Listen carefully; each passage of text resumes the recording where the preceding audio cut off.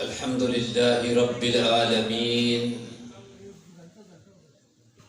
الصلاة والسلام على إمام المجاهدين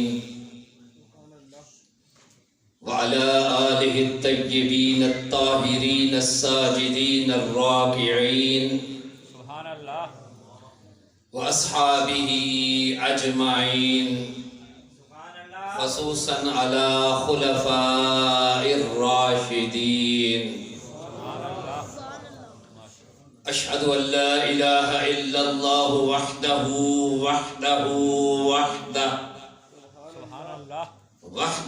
لا شريك له وأشهد أن محمدا عبده ورسوله ولا نظير له أما بعد فأعوذ بالله من الشيطان الرجيم بسم الله الرحمن الرحيم ذلك الكتاب لا ريب فيه هدى للمتقين صدق الله العظيم إن الله وملائكته يصلون على النبي يا أيها الذين آمنوا صلوا عليه وسلموا تسليما اللهم صل على سيدنا ونبينا ومولانا محمد وبارك وسلم وصل عليه الصلاة والسلام عليك يا سيدي يا رسول الله وعلى آلك وأصحابك يا سيدي يا حبيب الله. حمد و صلاۃ کے بعد اللہ رب العزت کی بارگاہ میں دعا اللہ کریم ہم سب کے صغیرہ کبیرہ گناہوں کو معاف فرمائے. آمین. برادران ذی وقار، آج کی یہ تقریب سعید جو کہ تحریک لبیک پاکستان کی زیر اہتمام انعقاد پذیر ہے، جن کا مقصد و مدعا کسی عظیم مقصد کی جانب قدم بقدم بڑھنا اور کامیابیوں سے ہمکنار ہونا ہے. دوستان گرامی، ہم وہ خوش قسمت امت ہیں اور ہم ہی وہ بدقسمت امت ہیں. دونوں جملے میں نے اکٹھے کہے. ہم وہ خوش قسمت امت ہیں کہ جنہیں قائد محمد الرسول اللہ ملے. ہم وہ خوش قسمت امت ہیں کہ جنہیں دین اسلام ملا. ہم وہ خوش قسمت امت ہیں کہ جنہیں نصاب زندگی قرآن مجید ملا. محبوب وہ، قائد وہ کہ بھیجنے والا پروردگار کہتا ہے لقد من اللہ علی المؤمنین، کہ مومنوں تم پر احسان کر دیا ہے. اور دین وہ کہ ان الدین عند اللہ الاسلام،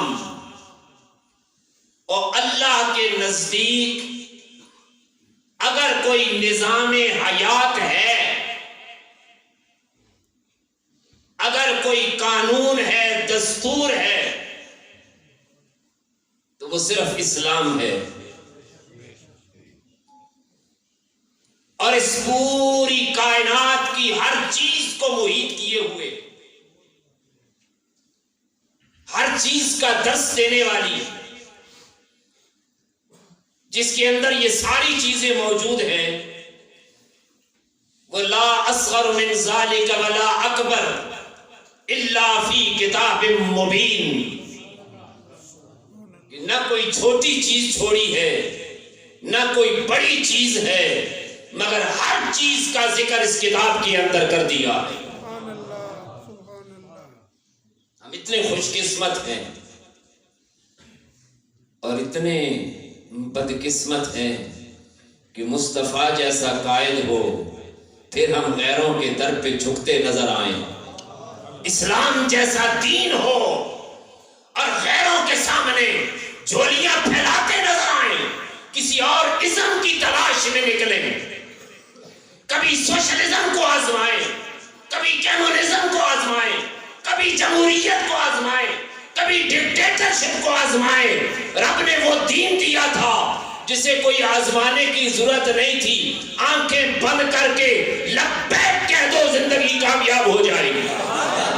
یا رسول اللہ لبیک لبیک لبیک، یا رسول اللہ لبیک لبیک لبیک، یا رسول اللہ لبیک لبیک لبیک، یا رسول اللہ لبیک لبیک لبیک، یا رسول اللہ لبیک۔ اور مسلمانوں، کتاب وہ ہے کہ میرے نبی کا آخری پیغام خطبہ حجۃ الوداع میں میرے آقا علیہ السلام نے خطبہ حجۃ الوداع میں فرمایا تھا، لوگوں تمہارے درمیان دو چیزیں چھوڑے جا رہا ہوں،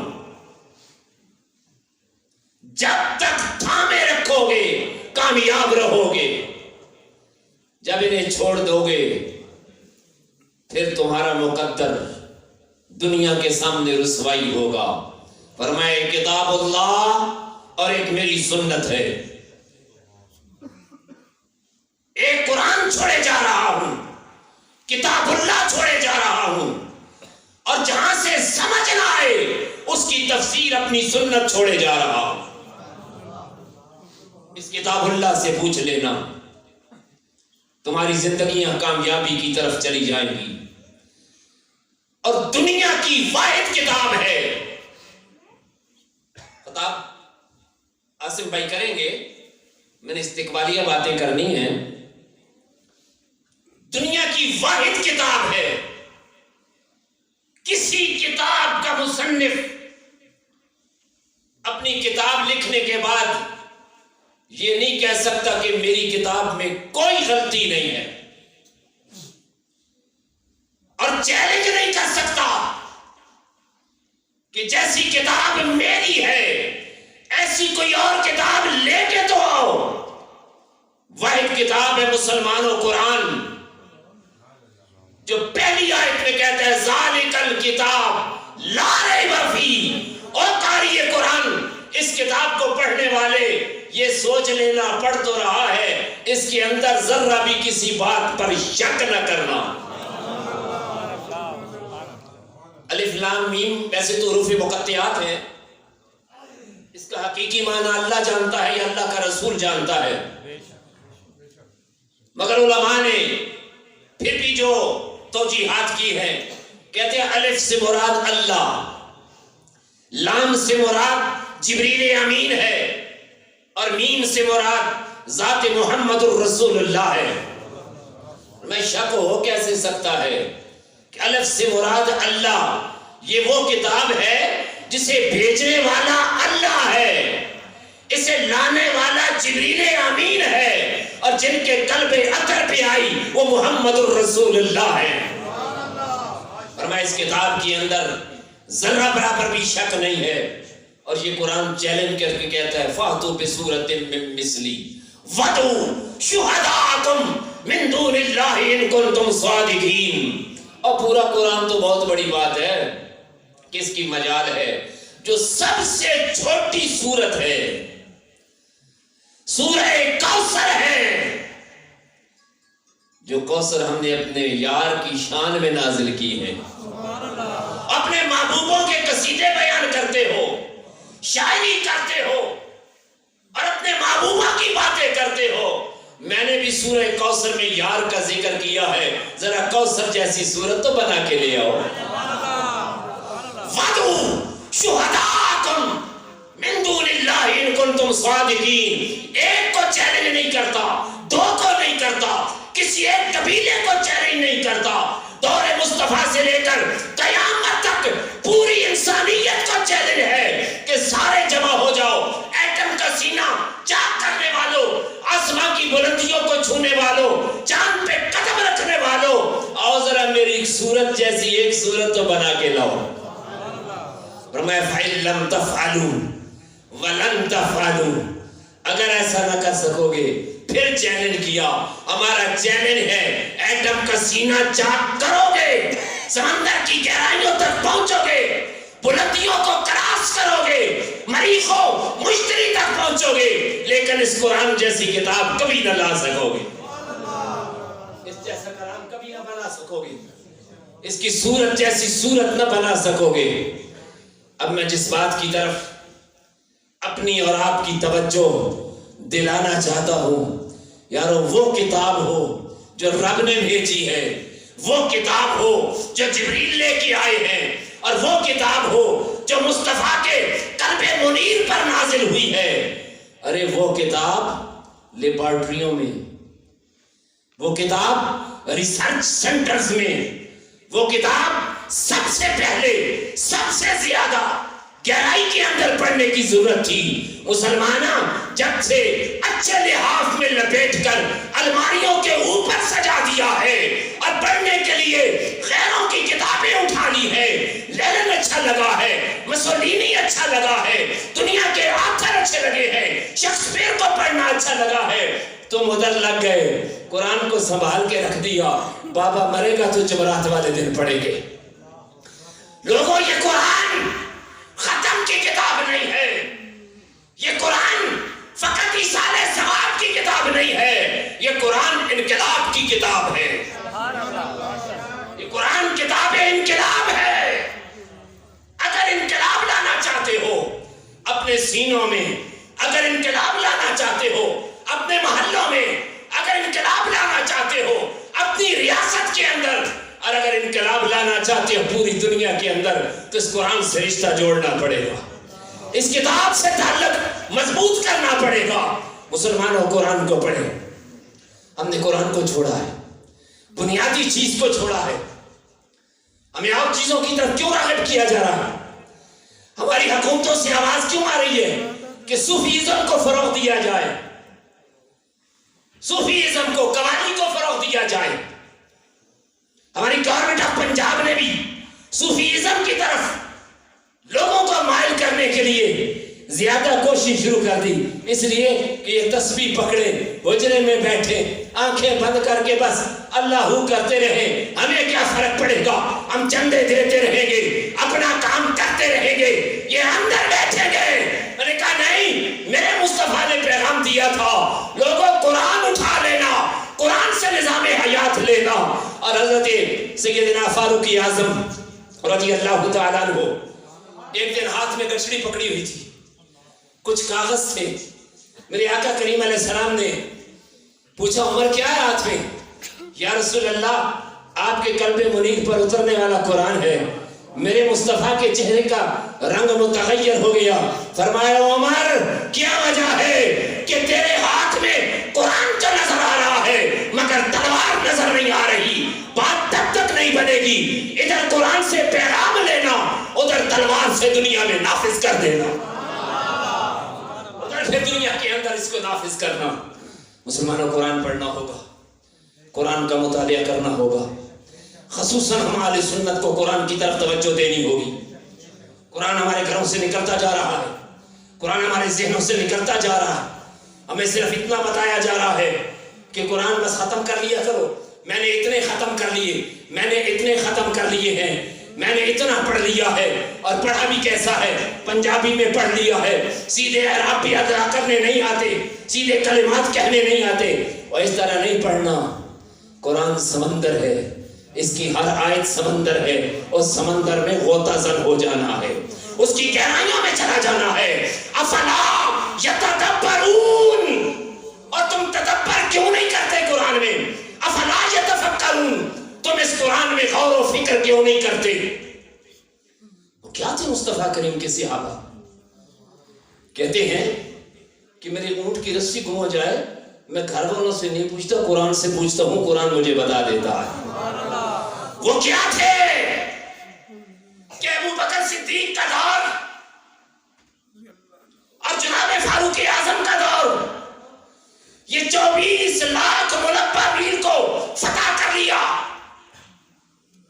حضرت عمر کے دور کے بعد 40 لاکھ مربع میل تک عثمان غنی پہنچ گئے، اور 65 لاکھ مربع میل تک حضرت امیر معاویہ کے دور میں پہنچ گئے۔ میں نے کہا کس نے تمہیں یہ طریقہ سکھایا؟ فرمایا جب سے کتاب اللہ کو اٹھایا ہے کام بنتا چلا جاتا، قرآن ہماری رہنمائی کرتا چلا جا رہا ہے، قرآن ہمیں درس زندگی دیتا جا رہا ہے، سکھاتا جا رہا ہے، ہم اس پر عمل پیرا ہوتے جا رہے ہیں۔ مسلمانوں، اس کتاب ہدایت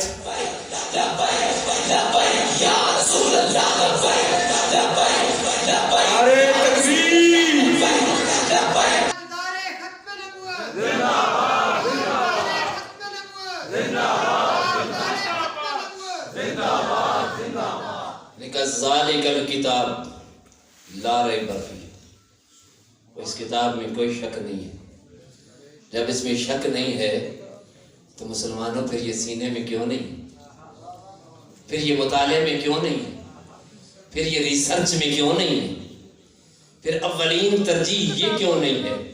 پھر کیوں ایسا ہے ہمارے معاشرے کے اندر کہ انگریزی پڑھانی ہے بچے کو، کوئی اچھا سا ٹیوٹر دے دیں، فزکس پڑھانی ہے ٹیوٹر دیں کوئی اچھا سا، کیمسٹری پڑھانی ہے کوئی اچھا سا ٹیوٹر دے دیں، بایولوجی پڑھانی ہے کوئی اچھا سا ٹیوٹر دے دیں۔ اچھا کیسا ہو؟ یہ اچھا پڑھانے والا ہو۔ ہمارے بچے کو انگریزی ایسے پڑھائے نا کہ ایسے بچہ انگریزی بولے کہ انگریز بھی شرما جائیں۔ جی فیس کتنی؟ فیس کی فکر نہ کرے، 10,000 مانگے 20,000 مانگے دینے کے لیے تیار ہے۔ وہی بندہ دوسرے دن آ جاتا ہے، استاد جی کوئی بچے کو قرآن پڑھانے کے لیے قاری دے، کوئی اچھا سا قاری دے دے۔ جی فیس کتنی دیں گے؟ دیکھیں جی حالات کوئی ٹھیک نہیں ہے، 200 روپیہ دیں گے، 200 روپیہ دیں گے۔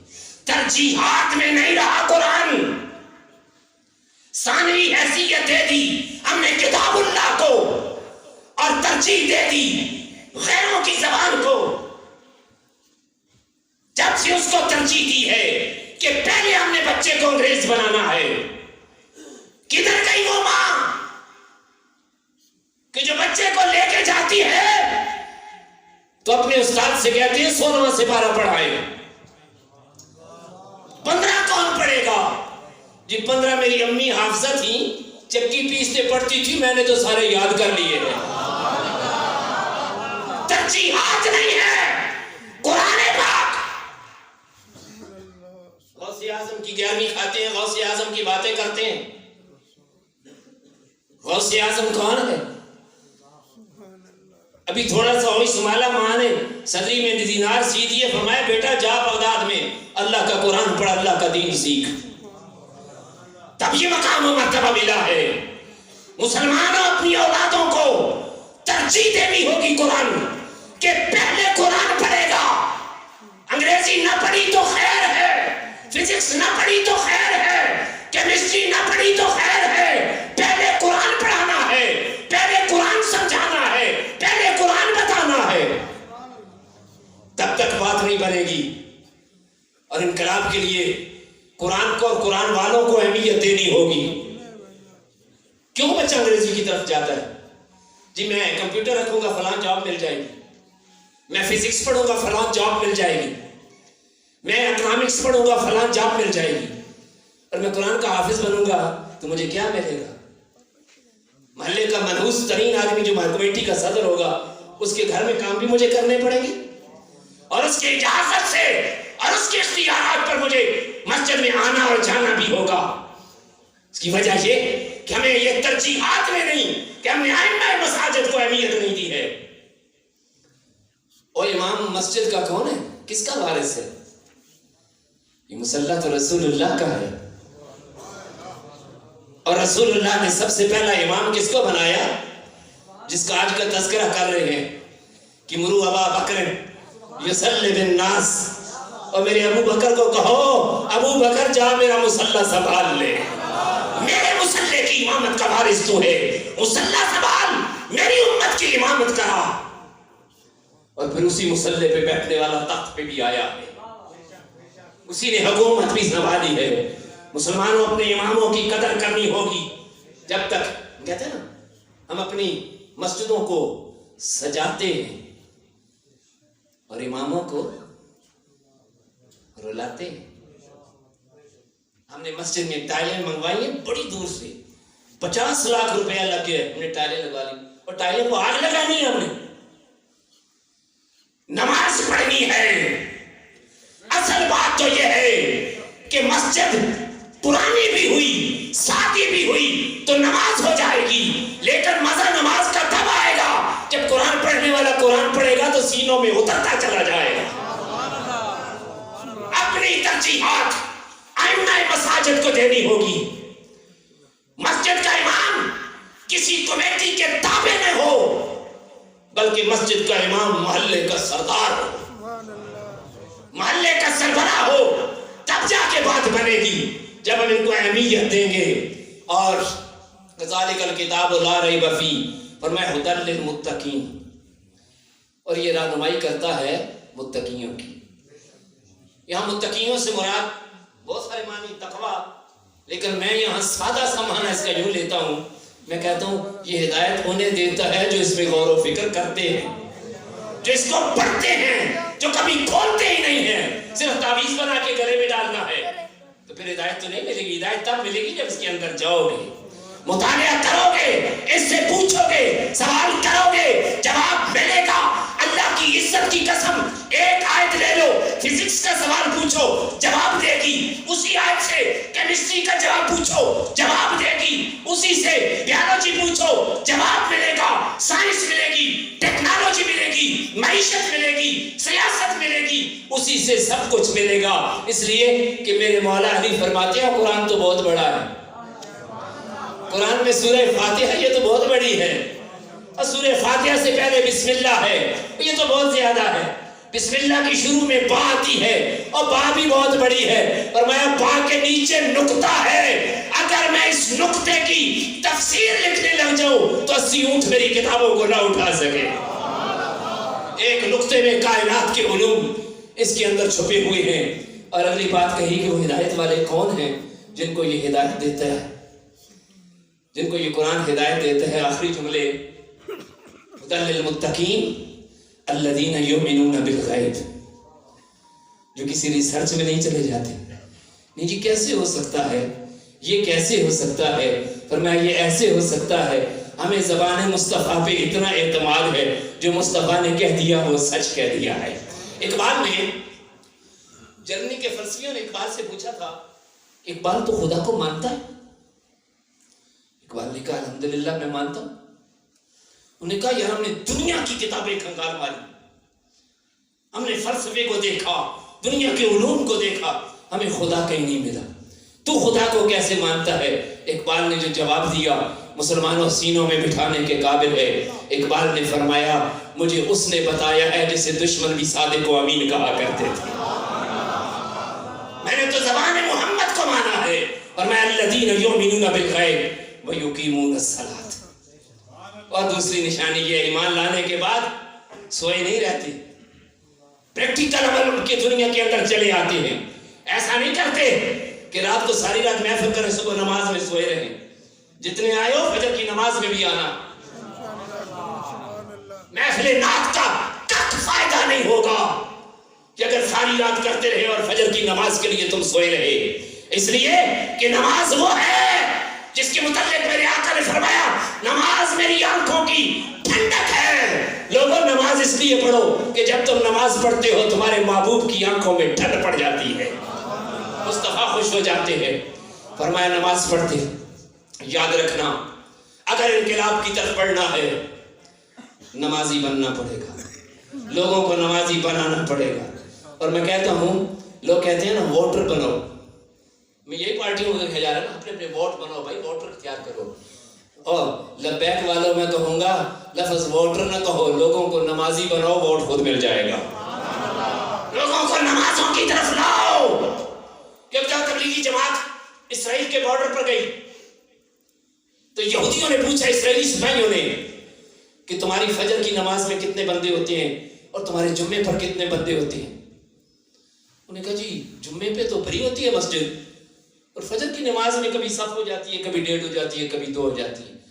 تو تبلیغی جماعت کا بندہ کہتا ہے کہ وہ یہودی سپاہی مجھے کہنے لگا پھر خیر ہے۔ میں نے کہا بھائی تو نے ہماری نماز کا کیوں پوچھا؟ اور پھر یہودی جواب دے دیا خیر ہے، کہنے لگا ہماری کتابوں میں لکھا ہے جس دن مسلمانوں کی فجر کی نماز اور جمعے کی نماز میں تعداد برابر ہو گئی اس دن اسلام غالب آ جائے گا، یہودیت دنیا سے مٹ جائے گی۔ مسلمان انقلاب کے لیے لوگوں کو نمازی بناؤ، نمازوں کی طرف لاؤ اور ان کی اچھی تربیت کرنے کی ضرورت ہے۔ وَمِمَّا رَزَقْنَاهُمْ يُنْفِقُونَ، اور مومن وہ ہدایت والے ہیں جو اپنا سب کچھ اللہ کی راہ میں قربان کرنے کے لیے تیار رہتے ہیں اور جو کچھ نازل کیا گیا پہلے اور اب سب پر ایمان رکھتے ہیں، آخرت پر پکا ایمان رکھتے ہیں۔ فرمایا اولئک علی ھدی من ربہم واولئک هم المفلحون، اور یہ ہیں ہدایت والے، یہ ہیں فلاح والے، یہ ہیں نجات والے، یہ ہیں کامیابی والے۔ میں کہتا ہوں انہی باتوں کی طرف راغب کرتے ہیں، اسی لیے یہی ہیں لبیک والے، یہی ہیں پیغام لبیک دینے والے۔ اللہ تعالیٰ کی بارگاہ میں یہ دعا ہے کہ اللہ کریم ہمیں دین متین کو سمجھنے اور اس پر عمل کرنے کی توفیق عطا فرمائے، اور جس مقصد کے لیے تحریک آگے بڑھ رہی ہے اور قدم اٹھایا گیا، اللہ کریم اس میں کامیابیاں اور کامرانیاں نصیب فرمائے۔ وآخر دعوانا الحمدللہ رب العالمین۔